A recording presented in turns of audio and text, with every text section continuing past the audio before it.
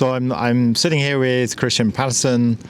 Christian and I know each other for quite a few years now. Christian's an open source guru, having spearheaded open source at Orange some years ago. Christian, this is the first time at FOSDEM, which is a surprise. First time at FOSDEM. Never had the opportunity before, and always kind of looked at it as something very much for the technical people. So, and I'm not so technical in my kind of open source areas.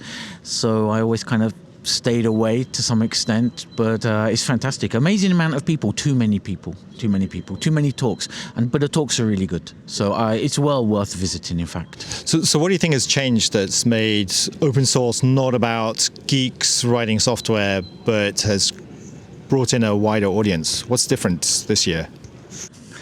I don't know if it's this year. I think there is an evolution of open source from its foundations as a movement or a vehicle of digital freedoms, which is where it was kind of born out of. I think now there's more and more companies that are seeing the advantages or the values of using open source, whether that's creating communities around their products or whether that's helping to kind of disrupt markets by traditional proprietary vendors. Obviously, this year there's been a lot of really good marketing done around open source due to certain geopolitical tensions. So there's a lot of people. A lot of people have woken up to open source as an enabler of digital autonomy. I won't say digital sovereignty, because digital sovereignty is an extension of the concept of digital autonomy. And you're not just autonomous because you use open source, but you're autonomous when you use it correctly, when you feed back into it, because autonomy means having control and independence on your supply chain. So there's a lot of topics around that. I think it's very complicated. I'm probably answering way too long, right? No, that's great. I mean, the idea of open source as an economic driver is something close to your heart, because I've read your book on the subject. Can you tell us a little bit about open source as an economic force? Yeah, well. I think, when people say, oh, open source doesn't make sense to me, how would I make money with that? And when I spoke, previously with directors of product lines, and they go, well, I don't want to do open source. It's giving away my savoir-faire, my developer's energy for free. I think they're missing the point about where it is in your value chain that you're trying to create value. So yes, obviously creating revenue is kind of what people want to do, but you have to look at profit is a balance between the generation of revenue and the reduction of cost. And open source plays on both aspects, right? So I think that's an interesting position, is to be looking at where in that equation you can bring open source in. And it may be that you're doing work around standards, and open source is not something you'd think about. But then you might say, well, hang on, if I have a standard, if I've created a standard, why not diffuse it, disseminate it through open source reference models? So there's a lot of aspects where open source now comes in to create what I would say value. And that value then feeds back into the business and eventually what the stakeholders are taking out of the business. So I think it's an interesting mechanism for business value. And of course, it also has the freedoms that come with it. Yeah, so actually that's a thing in my head. Do you think there's still a place in the world for the Richard Stallman view of open source, which is essentially a movement against commercialization of software? But I think Richard Stallman never said that commercialization was a necessary evil type of thing. And free software, I mean, I could be misquoting, but free software is not against commercialization. It just gives certain rights through to the license receivers, I'm going to say, around software. So it's not an automatic contradiction to say you're going to commercialize and you're going to do open source. What's important is that the model that you put in place, the business model you put in place, aligns with your open source aspirations. So it could be that you're doing a business model around professional services or cloud hosting, and open source can help with that. So you're not selling the open source directly. So I think there's lots of business models where you're not in a contradiction with those fundamental moments in the open source history. And obviously Richard Stallman was the Free Software Foundation, so not open source. I would get slayed for that. So the free and open source history. And it's quite interesting. When you look at that kind of open source history, what you see is that there were kind of two movements around that same time. And I'm not going to quote dates because I don't have them in my head. But, you had Richard Stallman. He was on the MIT side of things, right? So East Coast of the US. It was very much about my rights as a user of software. I want to have use of this software in any which way I would like to use it. And, that's an ethical right. It's good for innovation and human advancement and these kind of worthy topics. But on the other side of the US, you had a more, let's say, a beatnik, I would say hippie, but it's probably not the hippie movement, but you have that more kind of California type vibe, which is, hey, we've created some great stuff. We don't want to deal with your problems, so here it is, go play. And I think that's really interesting because you have a sort of this two flip sides of that movement to create freedom around software. One driven by more the publisher perspective, and one driven more by the user perspective. So it's interesting. So coming back to open source within a business context, so you spearheaded open source at Orange, drove the adoption of open source at Orange. What are the benefits that other companies are missing by not driving open source?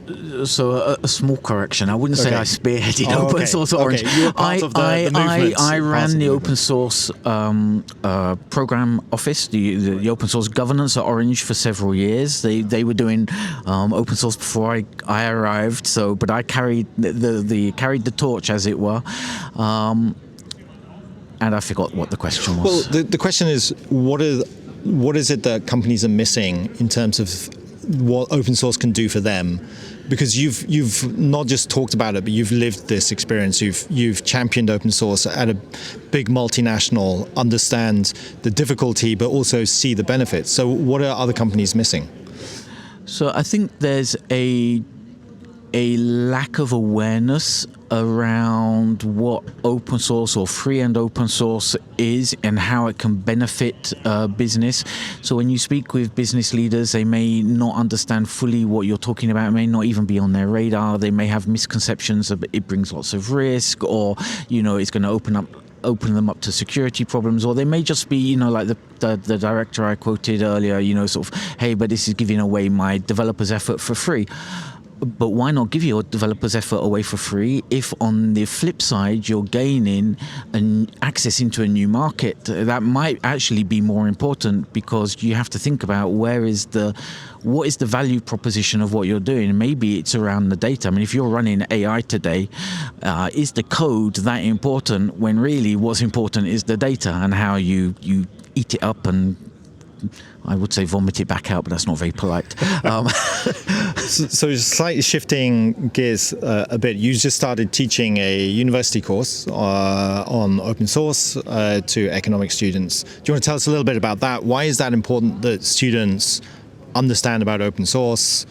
Maybe it's not just students. What about other business folk? Where are you headed with this?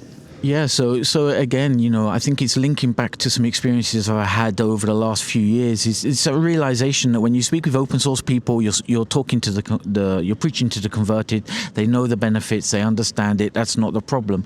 Well, when you speak with the business managers, the stakeholders, the product line managers and directors, they tend to not have the same understanding of where the business value is.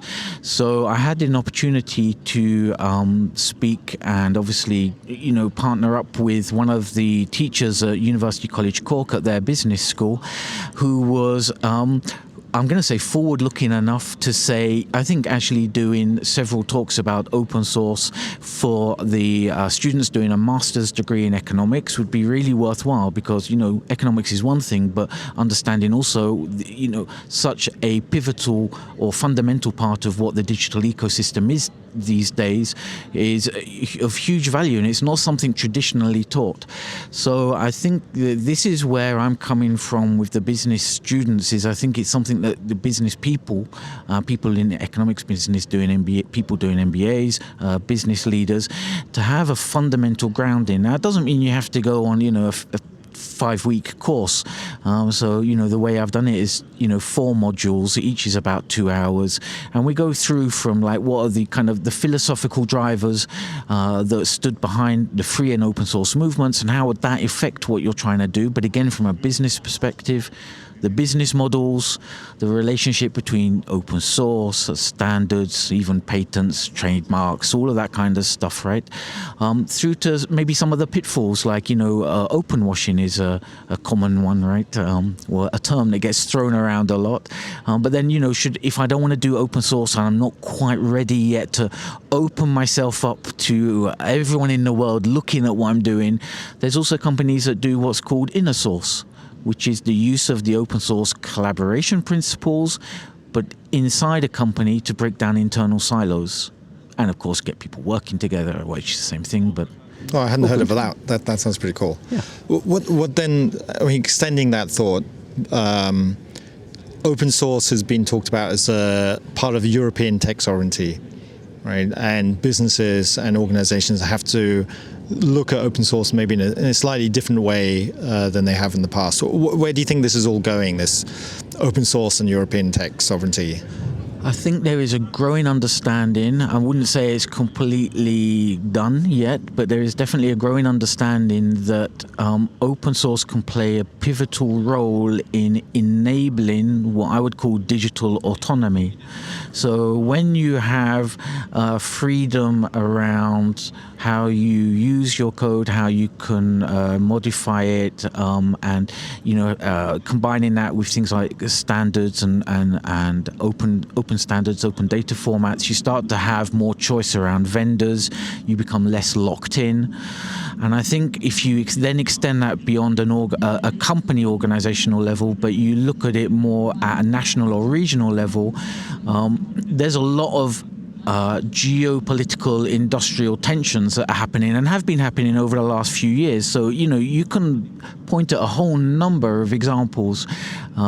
So obviously, very recently, TikTok had to kind of sell off, I don't know if that's the word, but its US arm. Again, they're being impacted. You look at the French government, was it 2 days ago, they're basically saying, well, we're not going to use Microsoft Teams and Zoom, I think it was. And there's a whole host of movements where countries are suddenly saying, hang on, it's not so much we want to create barriers, but we want to have more freedom in terms of liberty to choose between suppliers, to know where our data is going, to ensure that we can't be held or coerced through various pressures. So I think there is an understanding that open source is one of the enablers. It might not be the only enabler, and just using an open source product doesn't mean you're autonomous nor sovereign, but it is a big enabler. And I think there's an awareness of that being driven by tensions. Yeah, this topic is probably itself a couple of hour long conversation.